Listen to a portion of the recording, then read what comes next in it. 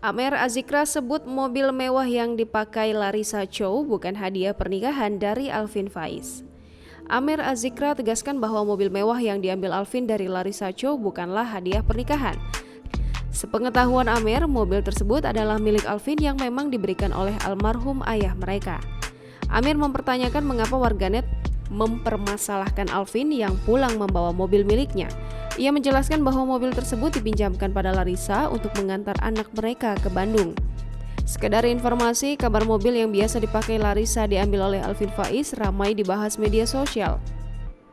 Melalui Instagram Story, para pegawai Larissa yang menyebut dirinya @tim Rumah Cici memuji kemandirian Larissa Chow pasca bercerai dari Alvin. Bahkan Larissa kabarnya langsung membeli mobil baru dari hasil jerih payahnya bekerja usai mobilnya diambil oleh Alvin. Larissa resmi berpisah dengan Alvin Faiz pada 16 Juni 2021 lalu. Berbeda dengan Larissa, Alvin sudah kembali menikah dengan Henny Rahman pada Sabtu pekan lalu 14 Agustus 2021. Jangan lupa subscribe, share, komen, dan like ya!